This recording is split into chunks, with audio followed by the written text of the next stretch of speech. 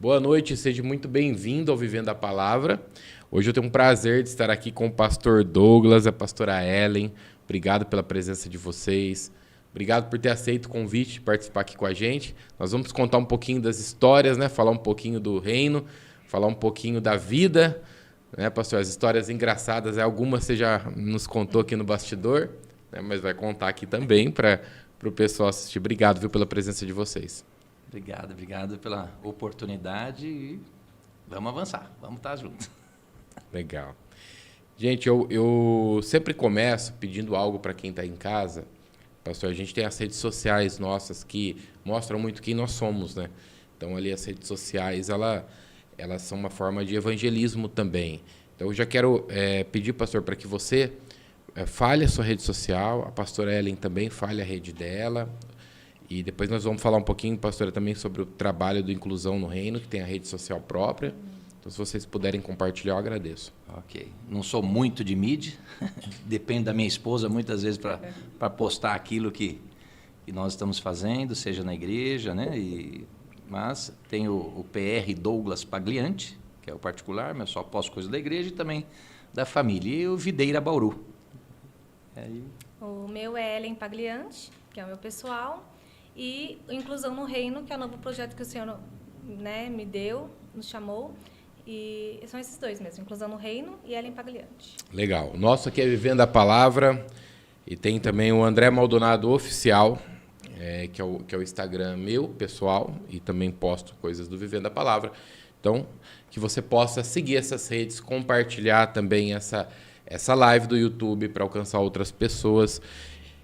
Pastor Douglas, sem muitas delongas, vamos começar. Como que foi a infância do pastor Douglas? Como que o pastor Douglas veio de um lar cristão, não veio? Como que foi a sua infância? Depois nós vamos falar um pouquinho do chamado também, mas como começa a história do pastor Douglas e da pastora Ellen? Não vim de um lar cristão, meus pais eram católicos, mas não praticantes. Estudei a vida inteira num colégio católico. E, em determinado momento, me pediram até para fazer o seminário pastoral na Igreja Católica, porque eu sempre lidei com jovens, né? Sempre gostei muito de esporte, fui jogador profissional de futebol de salão, um dos belos times de São Paulo ali, GM, e isso me abriu portas. Fui fazer educação física, comecei a trabalhar na mesma escola onde estudei a vida inteira, que era a Rede Marista, lá em São Paulo, e comecei a trabalhar na pastoral católica. E isso abriu os olhos para algo que realmente foi despertando aos poucos, né? Esse desejo de evangelizar jovens, tudo. Então, sempre trabalhei muito com adolescentes e jovens.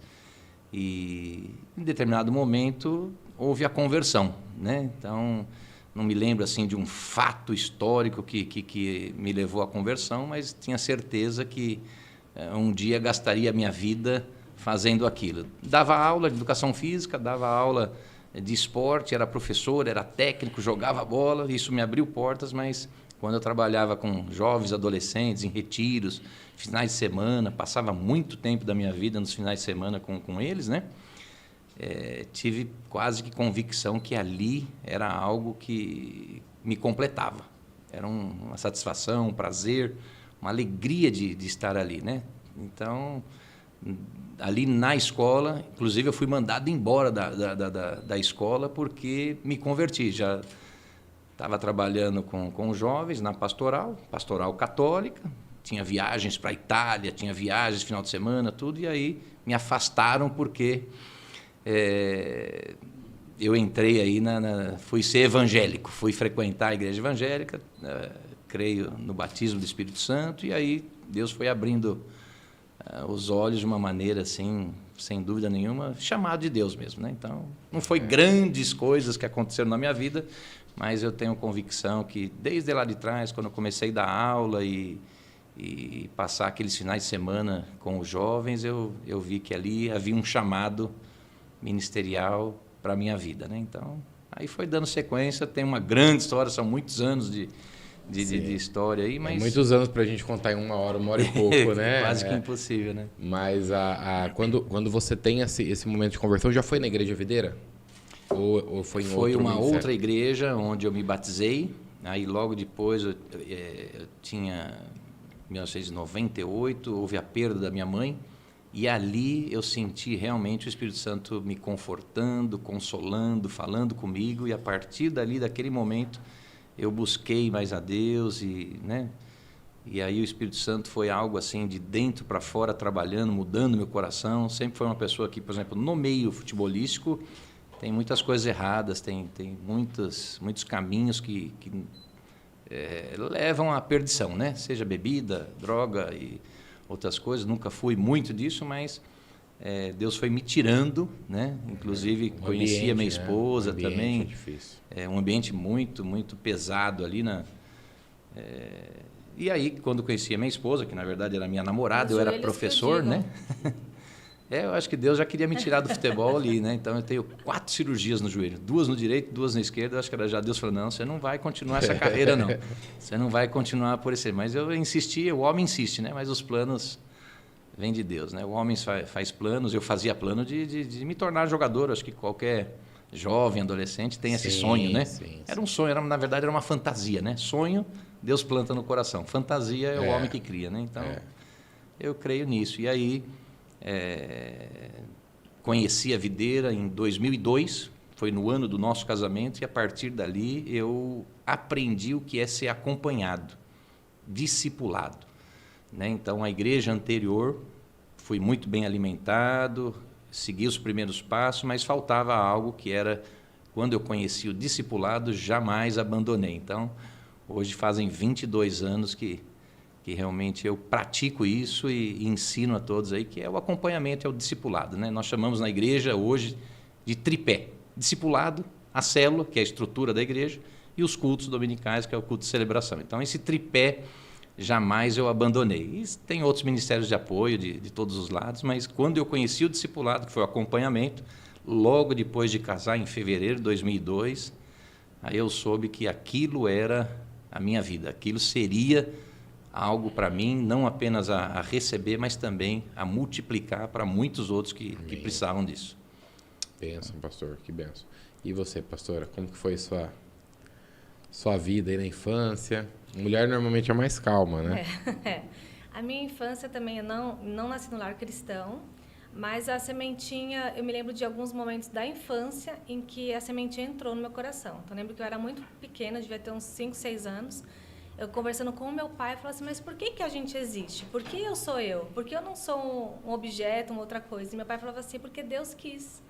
E aí, quando ele falou isso, naquela hora entrou. Eu falei assim, Deus? Nossa, existe... E aí, a partir dali, eu nunca mais esqueci aquele dia, porque eu senti que existia um Deus, né? Que tinha me criado para ser quem eu era.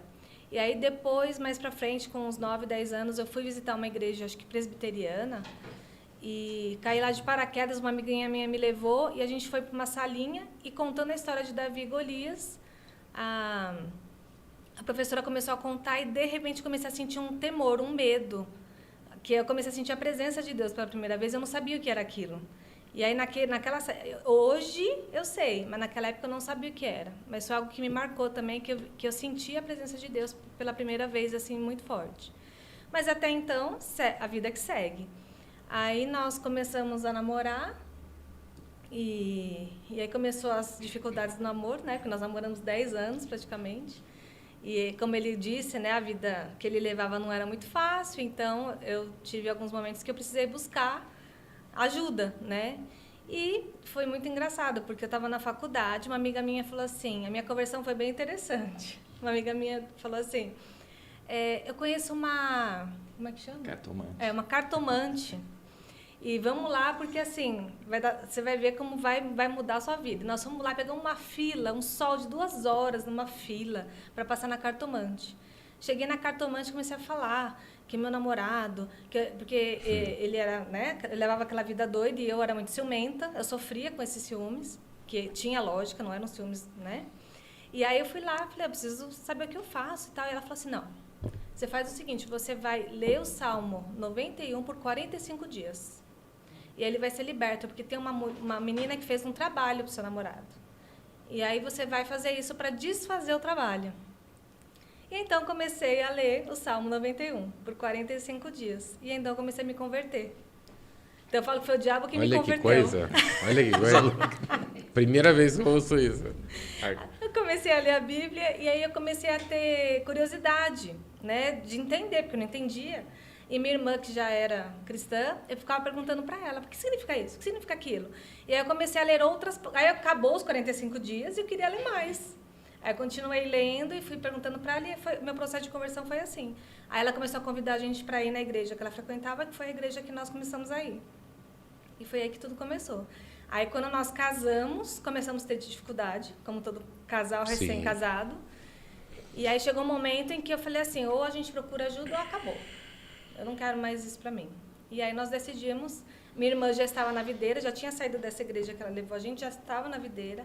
Ela falou, vai lá, faz um discipulado com o meu pastor. E aí nós fomos, marcamos, e ali começou a nossa transformação de caráter mesmo, de vida, através do discipulado na videira. Porque sabe que eu estava no culto de mulheres, eu preguei no culto de mulheres quarta-feira agora, e eu falei um pouco sobre emoção e sobre convicção. Às vezes a gente vem para o reino de Deus com uma emoção, né? Estou emocionado, eu quero entender melhor isso. Aí você chega na igreja emocionado. Eu vejo isso acontecer muito. Estou emocionado, cheguei, me converti, estou vivendo aquele primeiro amor e tal, entre aspas também, mas é uma emoção. O que vai te trazer a convicção é o discipulado, é a palavra, é o entendimento dela, é a sua vida com Deus, literalmente, porque aí você começa a entender. Como que você vai viver algo que você até então não entendeu, né? Então, como que você vai viver um Deus que você só ouviu falar desse Deus? Então, você só ouviu falar, você não conheceu profundamente o Deus, né? Então, isso aí é muito interessante, porque isso que a pastora falou, eu vejo que hoje falta-se muito dentro do reino num todo, que essa visão, justamente o que o pastor falou, que o que atraiu vocês dentro da videira foi o discipulado, alguém cuidando, alguém orando junto. Isso aqui está escrito assim porque é assim, né? Acho que isso aí é fundamental. E, pastor, como que foi essa questão do discipulado, a importância quando você chegou na videira? Diante de tudo isso, numa situação de casamento, recém-casado, o quanto que isso mudou na vida de vocês? Para mim foi essencial, porque eu acho que eu sempre tive um coração ensinável, né? De querer aprender, de querer me submeter. Eu acho que, na verdade, quando eu falo sempre, eu acho que é uma grande mentira, né? Na verdade, eu fui aprendendo aos poucos, né? Essa convicção que você acabou de dizer, né? Eu acho que é um nível de fé, né? Eu acho que todo mundo vem com um nível de fé, primeiramente, para querer a bênção, né? Querer o conserto do casamento, querer comprar o primeiro carro, a primeira casa. Então, acho que comigo também foi assim. Mas a palavra, né, a fé vem por ouvir, é a palavra, né, a palavra de Deus. Então, a pregação, então isso foi aumentando. E o discipulado foi nos trazendo esse entendimento, primeiramente, acho que na mente, mas depois isso sendo selado no coração, né, do que realmente, o que a Bíblia diz sobre um casamento, o que a Bíblia diz nos papéis do homem, os papéis da mulher. Então, cabe a nós seguirmos esse manual. Então, foi isso que no discipulado despertou, né, em relação... Eu tinha muita imaturidade. Eu lembro que, logo depois que a gente casou, eu fui convidado para dançar valsa com uma pessoa. Eu era casado, mas aí a pessoa, o pai dessa menina, tinha falecido. E aí eu, como todo garanhão, né, ela foi convidar, ela era amiga da minha irmã, e convidou, e eu aceitei, sem falar com a minha esposa. Tá, e o ciúme, né, pastor? Não era sem lógica. O meu cunhado era o meu discipulador na época, me chamou e falou assim, como é que você faz um negócio desse? Eu falei, fazer o quê? Assim, dando uma de, né, querer estar certo, querendo estar certo, mesmo assim. Mas você é casado, você não pode decidir as coisas assim. Você tem uma esposa, como é que você vai aceitar dançar? Eu falei, mas o que tem a ver? Eu vou dançar uma valsa na formatura da menina, né? Assim, querendo tapar o sol com a peneira, né? Então, e no discipulado a gente vai aprendendo isso, né? Quais são os papéis do homem, da mulher e como a gente deve viver. Então, o discipulado foi crucial no meu casamento. Creio, sem dúvida nenhuma, que se não tivesse esse acompanhamento de perto, explicando e também, né, trazendo vida de Deus, provavelmente nós não estaríamos casados. Mas hoje a gente sabe que passou por tudo que passou, para que a gente possa multiplicar hoje para outros, né? E essa fé vai aumentando, essa convicção, esse entendimento, e esse entendimento Deus vai descortinando, abrindo, né? Abrindo os olhos e ouvidos espirituais para ouvir aquilo realmente o que é de Deus, né? Então... Sim, com certeza. E quando que, pastor, vocês chegaram, eram de São Paulo, né? Isso. Vocês se converteram na videira, provavelmente ali tiveram uma vida ministerial. Quando que chega o chamado pastoral? Agora foi chamado para pastor, né? Vira a chave. Então, sempre aquela dificuldade, né? Eu tenho uma história até engraçada que, tipo, eu não era ordenado pastor e já pretendia trabalhar no ministério. Então, e aí existia uma regra, né? De crescimento, uma regra de chegar a tantos membros, tudo, né? Então, critérios, né? Hoje mudou um pouco, mas eu sempre tive o desejo de largar a vida secular e viver só da obra.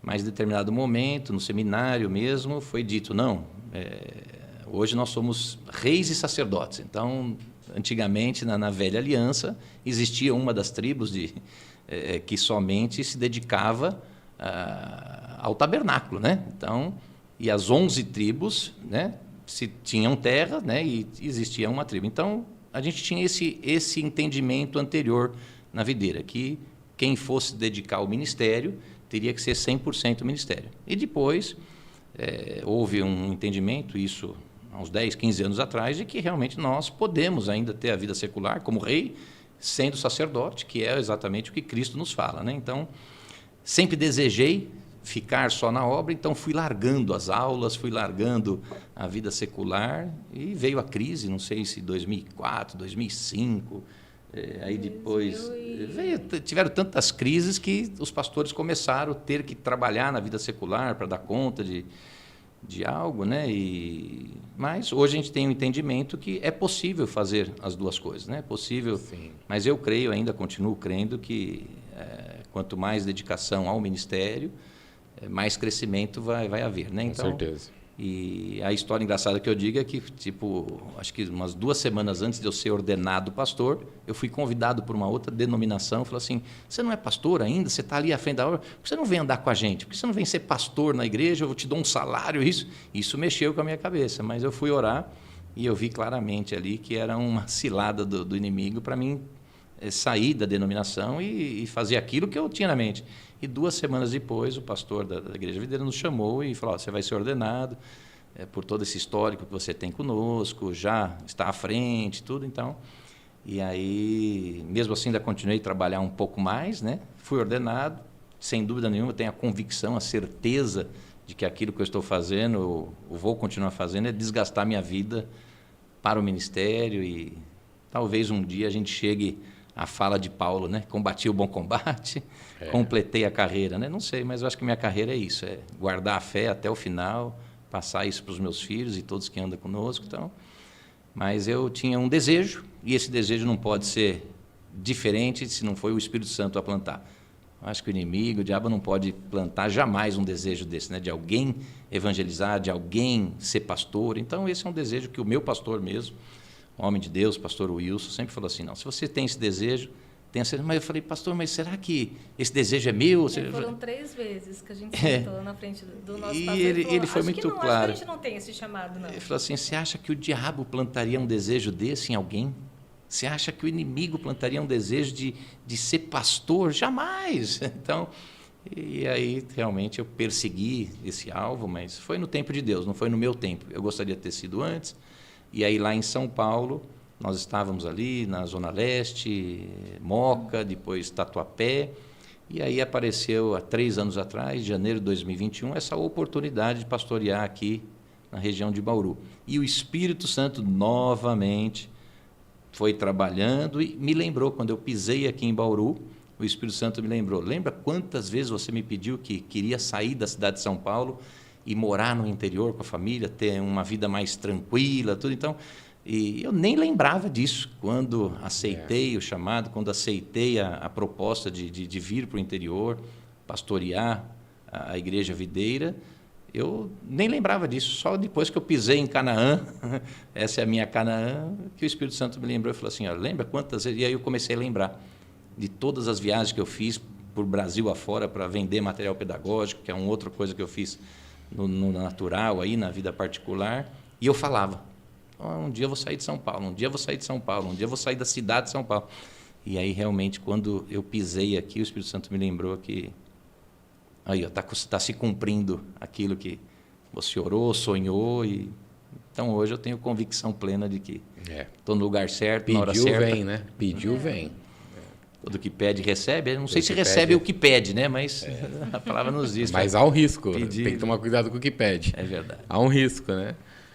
Pastor, aí quando que, no casamento de vocês, conta um pouquinho, a gente vai dar um passo para trás, depois a gente volta, pastor, aqui na história de Bauru, que eu acredito que quando vocês foram chamados para vir para Bauru, vocês deviam estar muito bem, porque é sempre assim, né? Quando um desafio vem, exatamente, é sempre assim, né? Acredito que vocês estavam tranquilos, ele falou, chega de vida tranquila e vamos para Bauru.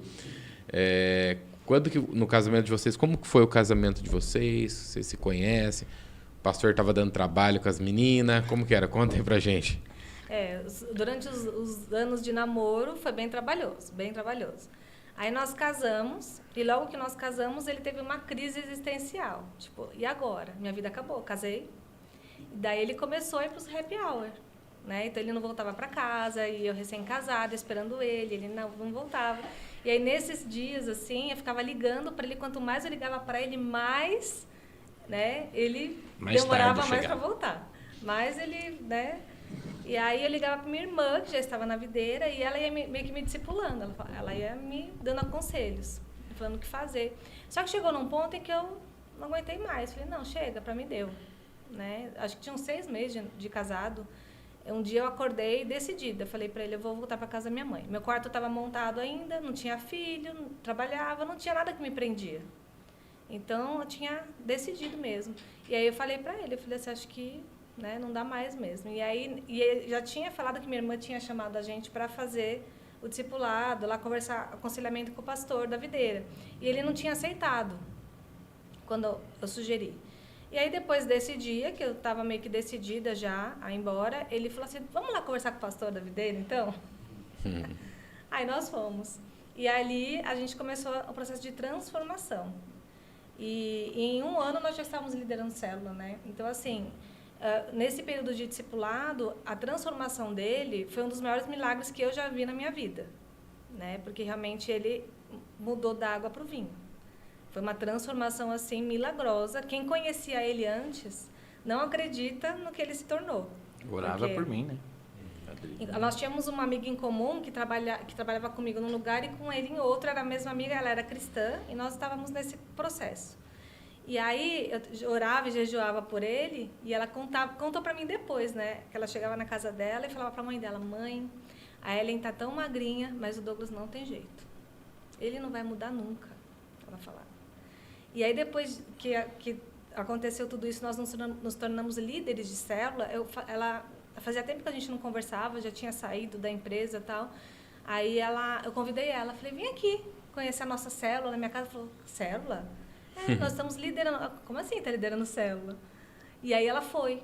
E aí ela chorou do começo ao fim da célula, vendo ele, né, ministrar e sabendo toda a transformação que Deus fez. Inclusive, ela veio para a videira também depois disso e ficou por muitos anos lá, né? Que bênção. Então, realmente, foi uma transformação de vida, de caráter, de tudo, né? Mudou completamente a essência. Então, aquele Douglas que era...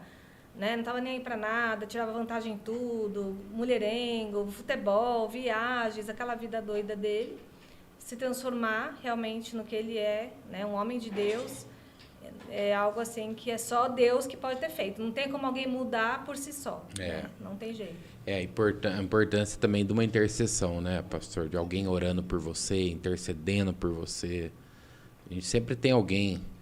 Quando eu olho para minha infância lá atrás, eu vejo o que eu era e onde eu tô, eu falo, cara, alguém orou muito por mim. E eu acho que a gente nem sabe, né? Muitas vezes, nesse caso que ela falou, a gente até soube, porque a pessoa testemunhou. Sim. Eu orava por você e dizia para minha mãe, ela falava na família dela, um dia se o professor Douglas, era professor dela lá, era o coordenador, se o professor Douglas se converter, nossa, ele vai arrebanhar, porque eu tinha muitos funcionários debaixo de mim na área de esporte, então...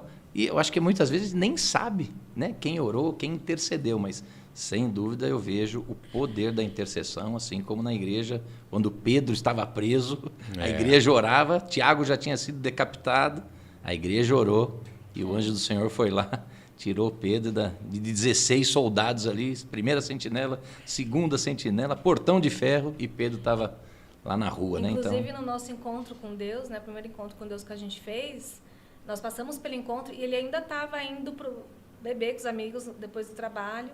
E aí a gente voltou do encontro na segunda-feira. Aí eu voltei assim, nossa, agora a nossa vida mudou, né? Agora. Aí segunda-feira, o que aconteceu? Lá foi ele de novo, né? E aí eu estava comendo um pudim, assim, na cozinha, inconformada, indignada. Falei, mas como assim? Depois de um encontro, tudo que aconteceu, ele foi pro bar. E eu comendo esse pudim, indignada, Deus falou para mim, o que você está fazendo aí comendo esse pudim? Vai orar.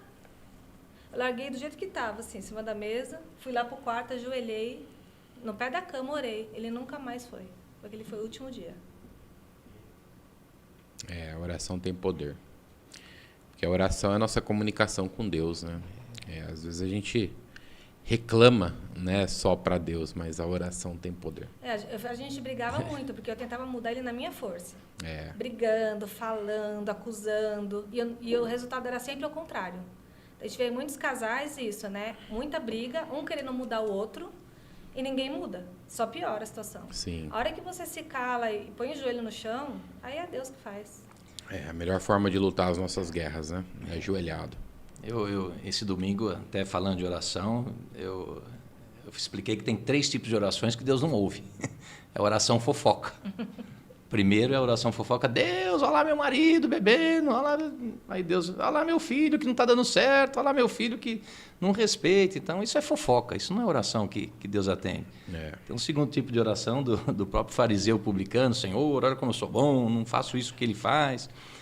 Mas tem a outra oração também que, né, eu falo para eles que Deus também não ouve, que é a oração do mendigo desesperado. Senhor, olha eu aqui, né, eu mergulho na mirra ardente, mas toda oração, acho que Deus ouve, é a oração cristocêntrica, né?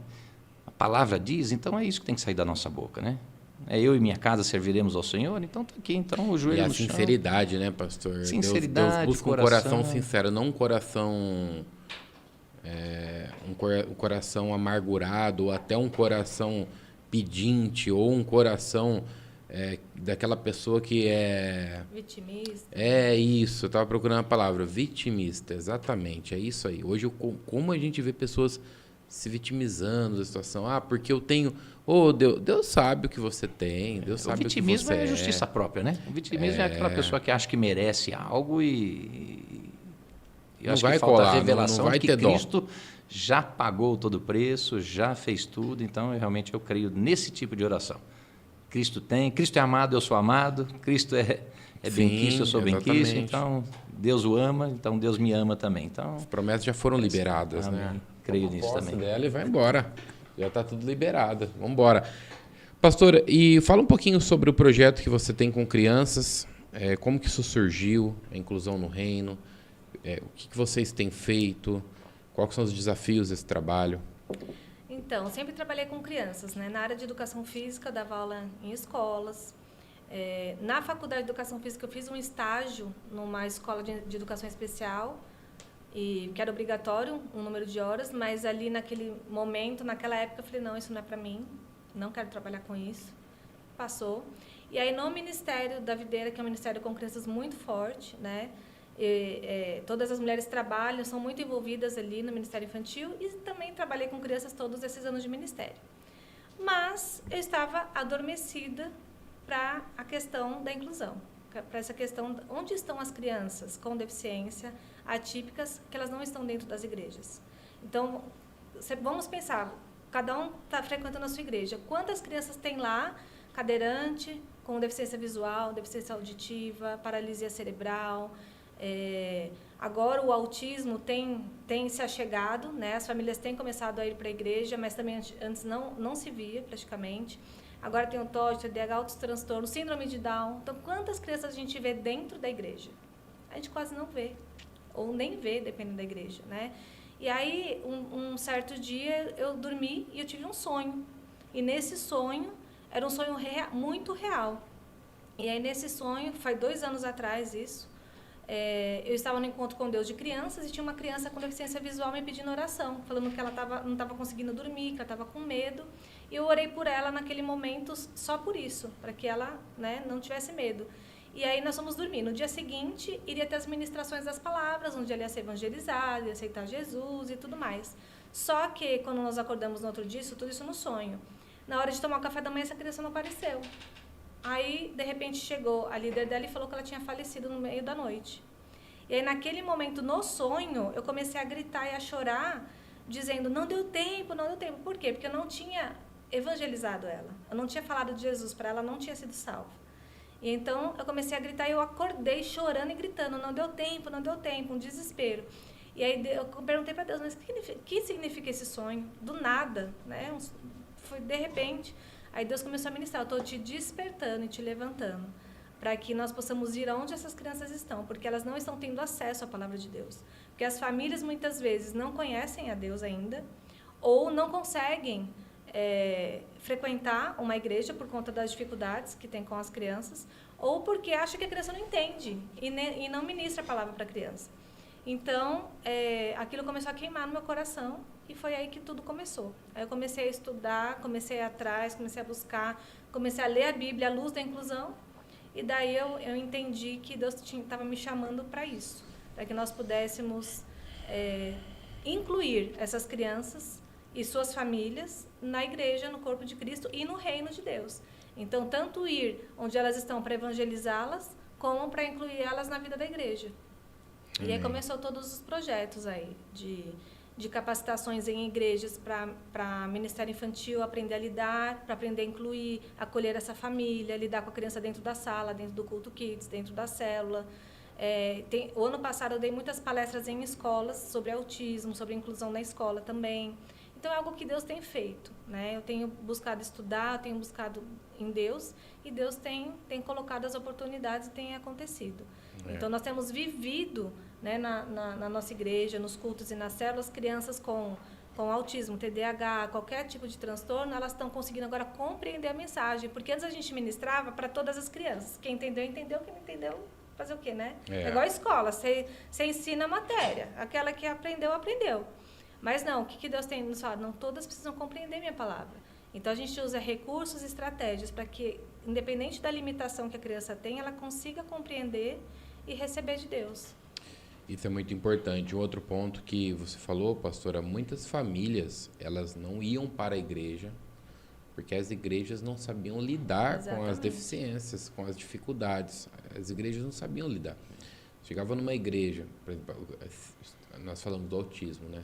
Chegava numa igreja, uma criança com autismo, a sala, a cor, o ambiente, a altura de um som, tudo interfere, né, potencializa, né? Se ela vai ficar mais nervosa, menos nervosa. Pode entrar numa crise. E aí os pais vão para ouvir a palavra, deixa a criança no ministério infantil, aí de 5 em 5 minutos, a líder fica chamando a mãe, fica trazendo a criança. Melhor não ir, fala, né? Então não melhor não ir, ela vira com essa situação. Então nós precisamos ser capacitadas. Né, entender a respeito das dificuldades, das limitações, conversar com a família. Olha, se a sua criança tiver uma crise, como que a gente lida aqui? Porque lá na nossa igreja a gente só chama os pais em último caso, se a gente realmente não conseguiu. Porque a gente entende que nós somos uma rede de apoio para a família.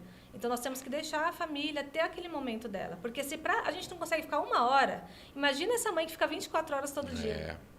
Não, e o departamento infantil da igreja, eu acho que para mim, muita gente pergunta, né? Mas qual que é o segredo da igreja? Como que a igreja cresceu? Eu vejo que hoje, né, falando um pouquinho da igreja que eu estou, o departamento infantil da Rasgando Céus é a grande sacada ali da igreja.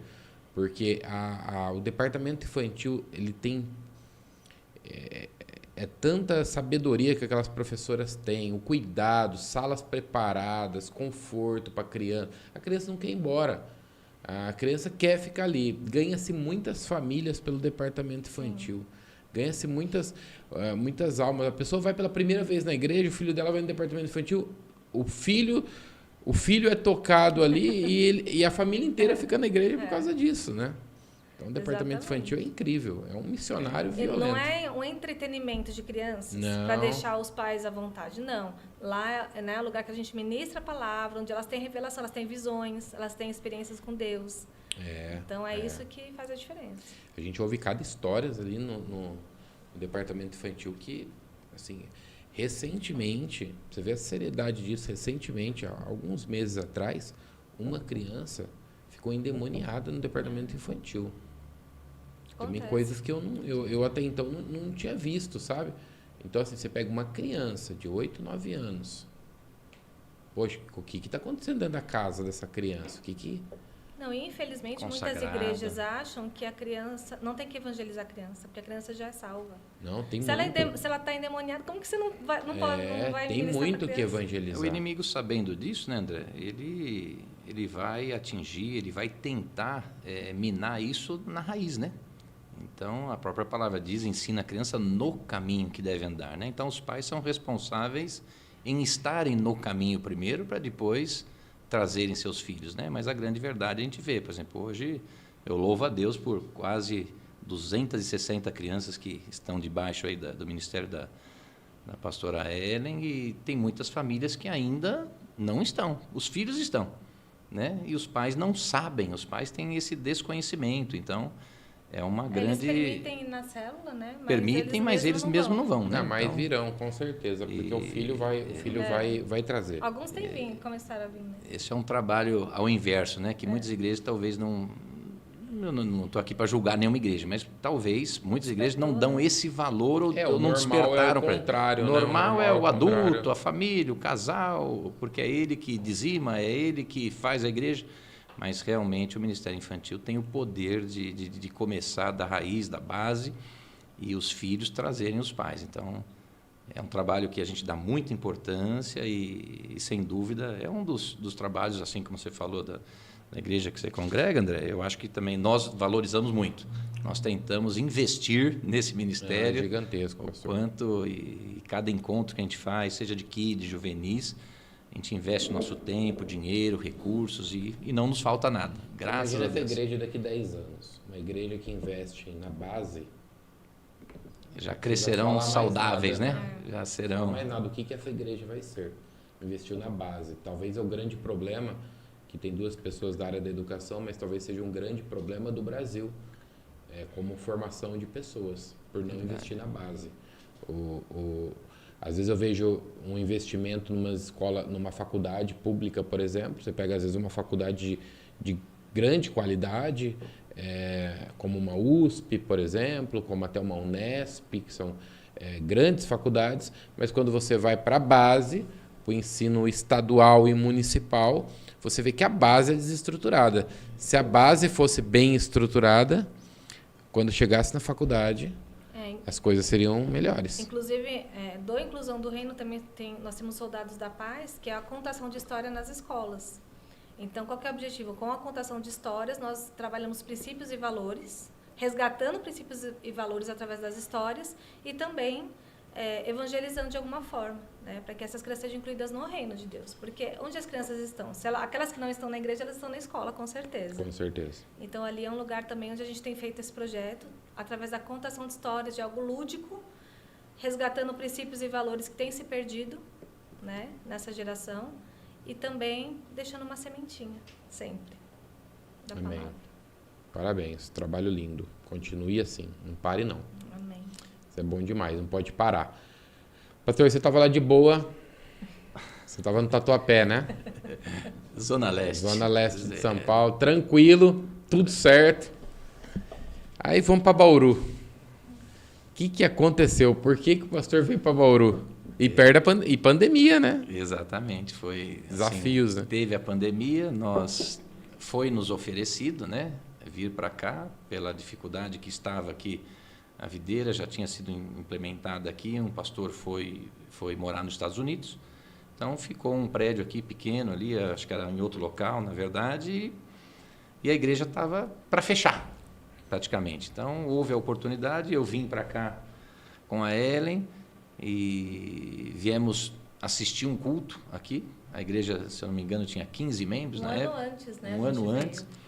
E aí entra também, novamente, aí as características do homem, né? Então, eu, como era professor, eu mandei currículo para um monte de escola aqui e falei assim, então, se me chamarem, vai ser propósito de Deus. Então, olha só, mais uma vez, o homem querendo controlar Deus ou querendo que Deus faça, dê aquele presente na caixinha, na cor que o homem deseja, né? Então, eu vim para cá, peguei uma erisipela, fui para um hospital aqui, fiquei internado no hospital daqui, não lembro qual foi o hospital. Foi de base ali. Hospital de base ali, fiquei internado ali, eu falei, Deus não me quer aqui. E aí eu fiquei aqui, acho que há sinais para ir embora daqui. Sinais para ir embora. Então, foi mais ou menos isso, um ano antes de eu aceitar vir para cá. Só que aí entrou a pandemia. Aí entrou a pandemia, né, 2020, e eu falei assim, a pandemia, fiquei lá jubilando lá em São Paulo, sendo pastor auxiliar, e aí aquilo foi durante um ano inteiro incomodando, até que eu recebi a ligação do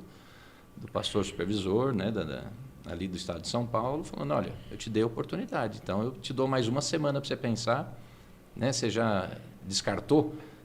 Para mim, eu já tinha descartado, no coração eu já tinha descartado, eu falei, não, eu estou tranquilo aqui, porque eu estou com um trabalho, eu estou pastoreando uma igreja grande, eu estou com 2 bolsas de estudo 100% para os meus filhos, eu tenho um belo salário, eu tenho participação nos lucros de uma outra empresa de pedagógica, onde tem um escritório, já tudo esquematizado, então eu estava com a vida, assim, teoricamente, tranquila.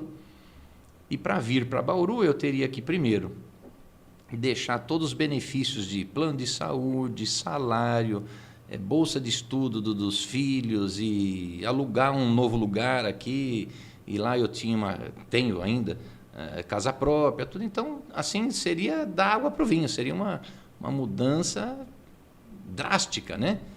E aí eu vi que eu tinha que pisar na água mesmo, porque eu vim para cá sem emprego nenhum, e aí tive que colocar meus filhos em colégio estadual, sair de um bom colégio de São Paulo, trazer aqui para o estadual, abrir mão do plano de saúde, abrir mão do salário fixo, abrir mão de outra participação de lucro de outra empresa e viver da obra, viver praticamente da obra. Então, foi quando eu chamei a família, tudo, e falei, olha, nós vamos ter que renunciar a algumas coisas, renunciar a algumas mordomias, né? Isso não significa que Deus está nos levando para um deserto, mas realmente tenho a convicção de que, olha, esse é o meu coração, isso é o que traz alegria. Meus filhos não ficaram nem um pouco alegres. Meus filhos, e o primeiro ano aqui na cidade de Bauru foi muito difícil por conta das amizades, por conta de tudo que houve. A pandemia ainda, nós chegamos aqui, era o final da pandemia ainda, existia restrição de não fazer culto nas igrejas, a igreja ainda tinha aquele distanciamento, máscara, então... Mas eu falei, não, a obra de Deus não pode parar, e começamos a fazer culto no quintal de casa. Chamamos toda a igreja, que na verdade era bem pequena na época, e aí fizemos os cultos aos domingos no quintal de casa, trouxemos as cadeiras, colocamos na televisão e falei, eu estou aqui para isso, não estou aqui para viver de outra forma, né? E aí passou, graças a Deus, a pandemia, as restrições de abrir o prédio e a aproximação, e passamos por isso, mas a renúncia está até hoje, a renúncia das coisas, mas Deus é fiel e né, Ele sabe os desejos do nosso coração, e na hora certa temos aí, hoje nós vivemos assim, temos muito mais do que precisamos, essa é a grande verdade, né? Se formos olhar para o natural, pode ser que em São Paulo tínhamos mais mordomia, mais tranquilidade, assim, mas na verdade, o nosso olhar espiritual é isso. Deus deu esse Canaã, Deus vai dar as lutas, vai dar as vitórias também, e em determinado momento, se tiver que fazer alguma outra coisa diferente do que estamos fazendo, né, Ele vai trazer direção. Mas eu tenho convicção hoje de estar aí no lugar certo, abrir mão, ter aberto mão, porque quando eu queria ser pastor, foi um momento que eu estava ali desempregado, né? E depois de ser ordenado e estar com a vida redondinha, ela estava com um ateliê de bonecas, vendendo muito bem lá em São Paulo, as redes sociais funcionando, as importações, as exportações, estava tudo certinho.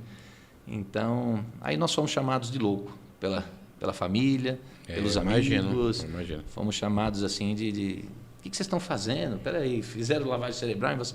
Não, na verdade, quando o Espírito Santo traz a convicção, a gente pisa na água e é isso que nós estamos fazendo aí. E só quem é chamado que entende, né? Há 3 anos não tem aqui, muito. Né? Nessa cidade maravilhosa. Estão gostando de Bauru? Estamos.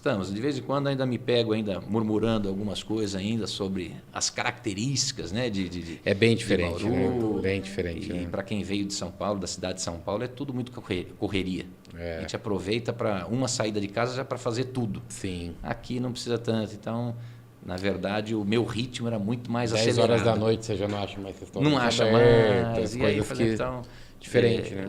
Mas é questão de se acostumar. Eu acho que é por isso que eu vou viver mais, é por isso que as pessoas vivem mais. Mas... Só que é mais tranquilo para criar. Vocês têm 2 filhos, dois pastor? Filhos. Um de 16, um de 14. É mais tranquilo para criar, é menos perigoso, né? Eu acho que a vida em Bauru, acho que ela é um pouco mais calma. Acho que a gente vive com um pouco mais de qualidade do que São Paulo. Já trabalhei em São Paulo também. Eu gosto de São Paulo, mas é tenso. Aquele trânsito, 2 horas no trânsito, 2 horas e meia. É muito difícil encarar a realidade do dia a dia ali, da cidade, do trabalho, das reuniões. Tudo muito caro, né? Tudo muito caro. São Paulo tem essa... Mas não foi nem por isso. Isso eu só fui descobrir depois. Na verdade, eu esperava um interior, bem interior. Sabe o que eu imaginava do interior, André? Praça com coreto e senhorzinho jogando dama na praça. Nada a ver. Foi um pensamento totalmente... Porque eu visitava muito... as cidades do interior ali. Padrão Arealva, né?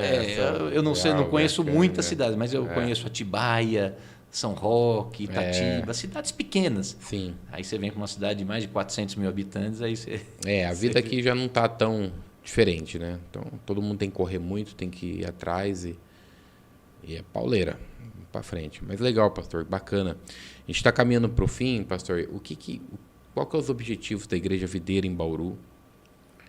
Do pastor Douglas, da pastora Ellen, qual que é os objetivos de vocês? O que vocês esperam para esse ano de 2024 como igreja? Amém. Temos uma promessa na nossa igreja, todo final de ano nós recebemos uma palavra, né, ministerial, e esse ano de 2024 recebemos uma promessa do ano das portas abertas, né?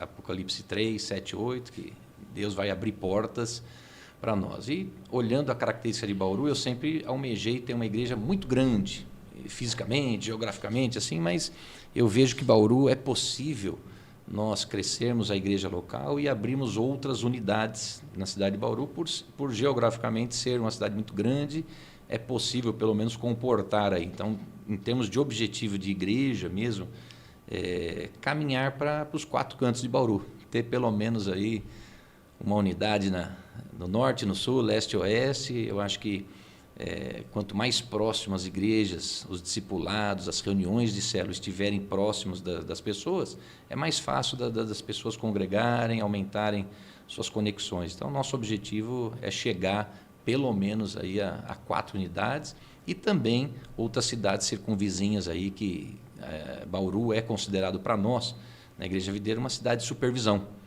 Né? Então, e supervisionar outras cidades aqui próximas, como Pederneiras, Lençóis, Agudos, Piratininga. Bauru é regionalizado, tem muitas coisas próximas, né? Muitas cidades próximas. Hoje nós somos 10 trabalhos aqui no Centro-Oeste paulista. Né? Então, contando lá de Ourinhos para cá, nós vamos Santa Cruz do Rio Pardo, Ipaussu, Canitar, Chavantes. Então, nós temos aí 10 trabalhos espalhados aí onde hoje, até Marília, né? Nós temos uma supervisão lá, que é de Ourinhos, nosso pastor Celso, e nós um dia nos tornarmos aí também igreja como supervisionar outras, né?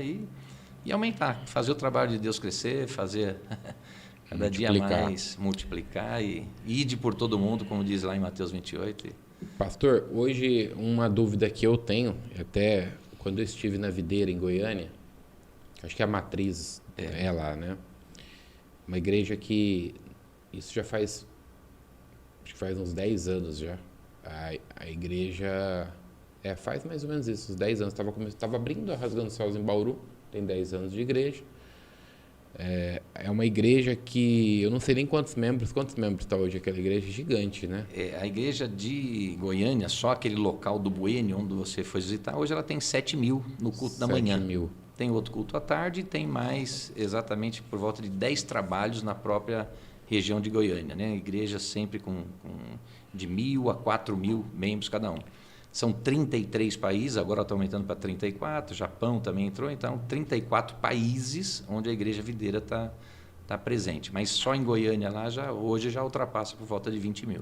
E uma igreja grande, aí é uma dúvida que eu tenho. É uma igreja grande hoje que tem 4, 5, 6, 7, 10 mil pessoas, como que é o trabalho do discipulado dentro dessa igreja na questão da proximidade? Porque nós sabemos que uma igreja menor, eu já fui de igreja de 100 pessoas e hoje eu estou numa igreja que tem 5 mil pessoas. Então, uma igreja menor, você conhece todo mundo, você está próximo a todo mundo, você ora junto, até como pastor é mais fácil de você administrar aquilo ali.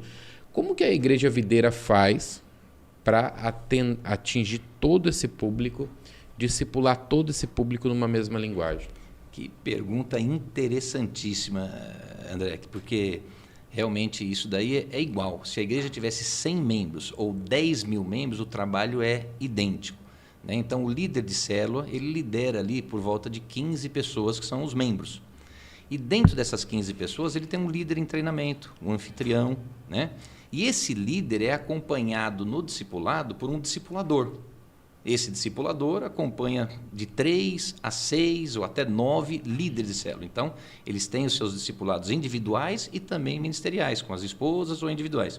Esse discipulador é acompanhado por um obreiro, que é chamado obreiro de rede. Então, esse obreiro, ele tem debaixo dele também de 3 a 10 discipuladores. E esse obreiro é acompanhado pelos pastores, que é um teste para se tornar pastor.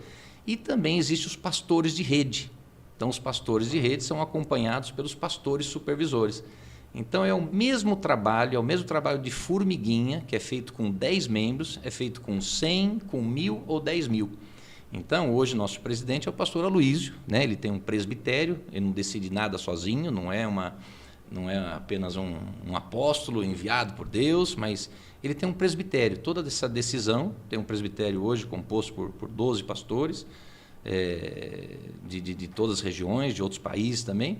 E depois esses pastores são chamados do presbitério, eles têm outros pastores debaixo dele, né? Não é uma hierarquia simplesmente, mas é uma posição colocada por Deus. Então, esse acompanhamento, esse discipulado, é para aqueles que estão realmente, desejam crescerem e tudo mais. Então, a gente sabe que o próprio Jesus tinha ali 12 discípulos, né? Mas dentro desses 12, tinha 3 mais íntimos, né? Sim. Pedro, Tiago e João. Sim. E dentro desses 3, a gente sabia também que existia um mais íntimo ainda que reclinava a cabeça no peito de Jesus, que foi João, né? Mas Jesus também nunca deixou de atender os 5.000, multiplicar pão, alimentar a todos, que é o que faz nosso pastor presidente, o vice-presidente, todo o presbitério. Mas o acompanhamento é idêntico. O discipulado acontece semanalmente, no individual ou quinzenal, né? Semanal ou quinzenal, sempre da mesma forma. O líder, a cada 15 dias, ele está reunido com o líder em treinamento. É um desafio gigantesco. Naquela semana que ele não está com o líder em treinamento, ele está com o seu discipulador. E da mesma forma, isso vai até o presidente. Então, e nós, pastores locais, temos aí sempre uma reunião mensal com o nosso supervisor, temos 2 reuniões anuais com o nosso presidente e todo mês a gente está junto. Nós, pastores, temos... porque a dificuldade de você alinhar, né, pastor, essa visão numa igreja em 34 países, uma igreja, eu não sei quantos, são milhares de membros espalhados pelo mundo todo. São. E aí você tem, lógico que eu acredito que não é 100% da igreja que está em célula. Uma parte da igreja, como o pastor disse, talvez não quer. Ela só quer ir lá no culto de domingo, no culto de quinta, assistir e está tudo certo. Ela quer ser esse tipo de membro, né? Ou às vezes não é nem questão de querer ou não querer, não tem um tempo, não tem uma condição de participar, viaja, tem as particularidades. Mas a grande maioria eu acredito que precisa estar para ser discipulada, né? Porque senão você não está na visão correta, né? Aí a gente divide exatamente. Nós temos uma estrutura e a gente sempre fala dessa estrutura, que é o tripé. É o discipulado, a célula e o culto dominical, que é o culto de celebração. Se está faltando algo em qualquer pessoa da igreja, está faltando, realmente é um tripé, é uma mesa que vai ficar bamba. mas nós também respeitamos, por exemplo, aquela divisão que o próprio Jesus fala, discípulo e também multidão.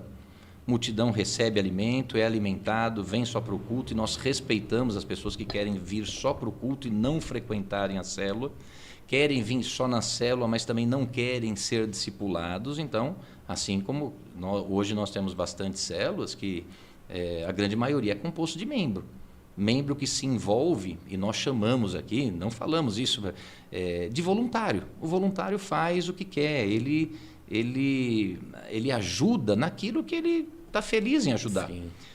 Mas quem tem chamado, ele entra nas brechas, né? Então, nós sempre dividimos isso muito claramente. É isso que a pessoa pode dar, é 2 horas por semana, é frequentar a célula, é vir no culto, é ofertar no culto. Então, nós aceitamos tudo que a pessoa possa dar.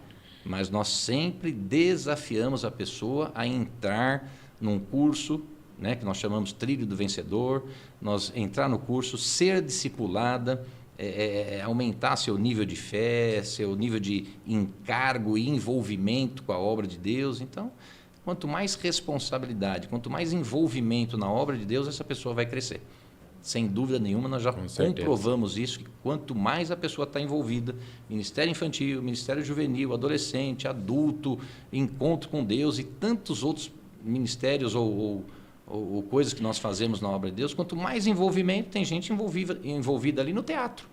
Nós fazemos o retiro espiritual, que nós chamamos de encontro com Deus, tem gente que ama fazer teatro, fazer dança, então está lá envolvido, tem uma responsabilidade. Tem gente que está no louvor, ama tocar guitarra, baixo, bateria. Então, esse envolvimento vai fazer a pessoa estudar em casa, ouvir o louvor, estudar um pouco mais. Então, quanto mais envolvimento, eu acho que isso é proteção.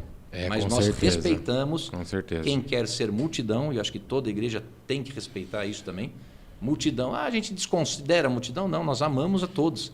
Só que a pessoa quer entrar na igreja e não ser vista por ninguém, sair também sem ser desafiada.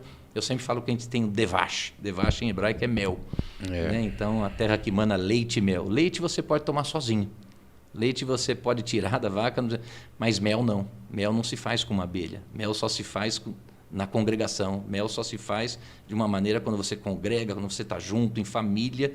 Então, nós desafiamos a pessoa a se alimentar tanto de leite como de mel, que é a promessa do Senhor para nós. Né? Então, e eu falo que nós somos pegajosos. A pessoa que chega na igreja, a gente cumprimenta, a gente quer pegar o telefone, quer orar por ela durante a semana, e muitas vezes a pessoa, não, eu não quero que ninguém me toque. Ok, mas nós somos pegajosos. Mas a gente sempre fala dos 3 níveis, né? De ser pai espiritual, mãe espiritual, o nível de irmão e o nível de filho espiritual. Quem caminha nesses 3 níveis, com certeza vai crescer na vida espiritual, né? Quando você é filho espiritual, irmão e pai espiritual. Sempre cuidar de alguém, ser cuidado por alguém e ter alguém para compartilhar. E hoje a gente vê que a grande maioria quer ter um pai espiritual, quer ter um pastor. Sim, né? sim. Irmão espiritual, a grande maioria tem, né? Sim. Tem de trocar ali os fardos entre os amigos, tudo, mas ser pai e mãe espiritual muita gente para nesse nível e não quer. Né? Muita gente não quer cuidar de outra pessoa. E se a gente vê a nossa vida, tudo que Deus nos deu é para ser multiplicado. Né? Nós chamamos isso de talentos. Então, se Deus deu Deus te levantou para levantar alguém, né, pastor? Então, acho que isso é a capacidade. Então, eu creio que realmente... fazer discípulos, né? E muita gente não quer. Muita gente quer o nível de bênção, né? Você sabe que você citou uma coisa, pastor, que é muito interessante. Eu sempre disse isso. Em todo o tempo que eu liderei jovem, eu falava isso para os jovens, porque quando o jovem ele chega na igreja, ele chegou na igreja porque alguém convidou, normalmente. Dificilmente ele cai ali e fala, eu vou entrar na igreja porque eu achei bonita essa igreja e vou entrar aqui. Não, alguém convidou, ele vai ali. Se ele faz amizades, ele está mais propício a ficar. Às vezes ele vê até alguma menina que ele acha, né, um menino, e ali ele começa a se interessar. Então ele começa... Às vezes a pessoa chega pelo interesse que há no ambiente, mas isso não sustenta. Isso não sustenta na obra. O que sustenta é as raízes que você vai construindo. Então, quando ele vai para um teatro, ele coloca uma perninha ali. Quando ele está no louvor, ele colocou outra perninha. Se ele é do grupo de voluntários que ajuda, ele colocou outra perninha. Quanto mais perninha ele tem, quando vier o vento, Talvez uma perninha ou outra até levanta, mas tem alguma fixada. Agora, se ele não tem nada, se ele não está envolvido com nada, ele só é aquele cara que foi lá porque o amigo dele chamou e ele senta no banco e assiste, a hora que o amigo brigar com ele nunca mais vai para a igreja. A hora que acontecer alguma coisa que o pastor fale, que entristeça ele, ou alguma palavra que é colocada no altar que às vezes não era o dia. Alguém falou alguma coisa que não era o dia. Que a gente é humano, né? Tá todo mundo sujeito a isso. Aí vai embora. A árvore cai, tomba. É justiça própria, né? Tá lá para receber a bênção. Exatamente. Né? Não entendeu, né? A igreja virou para ele um supermercado, né? É o problema da multidão, porque a multidão, se você pegar a mesma multidão que em Mateus 21, Hosana, é a mesma de 27 que mandou crucificar. A passagem é 3, 4 dias ali de um para o outro. Então, o mesmo pessoal que falou um e falou outro. Qual que é o grande problema disso? É que a multidão que estava aqui em 21, talvez até por uma emoção, uma parte gritou, a outra parte grita também. É igual a torcida de futebol, né? Tem gente que canta e nem sabe o que está cantando. E do outro lado é a mesma coisa. Alguém cantou, eu vou cantar também. É a falta de convicção. E o que diferenciava a multidão dos discípulos, na minha visão, é que assim, a multidão ela ouvia Jesus, os discípulos seguiam Jesus. Então, aí que está o problema de você não fazer parte de um discipulado, porque você ouve, se é multidão, você senta no culto de domingo, você ouve falar de Jesus. No discipulado, você passa a aprender a seguir Jesus. Né? É isso mesmo. Né? Isso muitos conhecem Jesus de ouvir falar, né? Então, em Jó a gente aprende isso, que Jó achava que conhecia a Deus, né? Mas no final do livro de Jó, deveria estar escrito assim, né? Deus deu, o diabo tirou, Deus restituiu, né? Louvado seja o nome do Senhor. Mas muita gente conta a história de Jó que Deus deu, Deus tirou, louvado seja o nome do Senhor. Não, Deus não tira nada. Deus quer acrescentar, né? Então eu creio que realmente quanto mais envolvido na obra, mais envolvido nas conexões divinas, santas e de amizades da obra de Deus, eu acho que Deus só vai acrescentar. Deus é um Deus de acréscimo, né? Sim, com certeza. E realmente Muito bom, pastor. Como que é os cultos de vocês, dias? Conta pra gente aí, quem está assistindo, possa ir lá conhecer a videira. Amém. Você que está assistindo, tem uma igreja, né? Igreja Caiu numa live aí de repente. Amém. Igreja em célula, todos os dias praticamente nós temos células espalhadas aí pela região de Bauru. De segunda-feira, temos curso às terças-feiras, discipulado às quartas-feiras, mas temos muitas células de quinta-feira, que é o dia oficial. Mas fora isso tem célula de sexta e sábado também. Tá. Sábado é o culto dos jovens, às 19 horas, e todo domingo às 18 horas, até a igreja crescer e nós multiplicarmos o culto para de manhã também, um culto de manhã às 10 horas e outro às 18. Mas, por enquanto, culto de celebração da família, onde tem o Ministério Infantil envolvido nas salas ali, conforme a divisão de idades, culto às 18 horas, todo domingo. Amém.